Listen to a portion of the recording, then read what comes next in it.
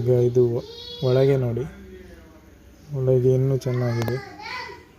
ಒಳಗೆ ಸೀಲಿಂಗ್ನಲ್ಲಿ ಒಂದು ಕಲರು, ಗೋಡೆ ಒಂದು ಕಲರು ಮತ್ತು ಸೈಡ್ ಪಟ್ಟಿ ಒಂದು ಕಲರು ನೋಡಿ. ಇದೊಂದು ಬೆಡ್ರೂಮು.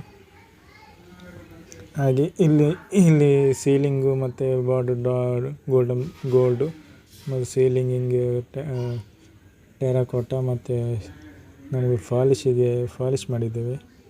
ಯಾವುದು ವುಡ್ ಪಾಲಿಶ್ ಮಾಡಿದ್ದೇವೆ.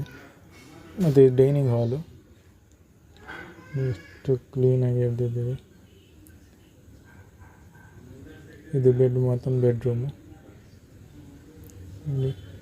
ಇದೆಲ್ಲ ಲಪ್ಪ ಹಾಕಿದ್ದು. ಫಸ್ಟ್ ಲಪ್ಪ ಇರಲಿಲ್ಲ, ಲಪ್ಪ ಹಾಕಿ ಇದು ಪೈಂಟ್ ಮಾಡಿದ್ದು.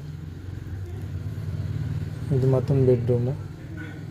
ಹಾಗೆ ಇದು ಕಿಚನಿಗೆ ನೀವು ಕಲರ್ ನೋಡಿ, ಸ್ವಲ್ಪ ಲೈಟ್ ಗ್ರೇ ಕಲರು.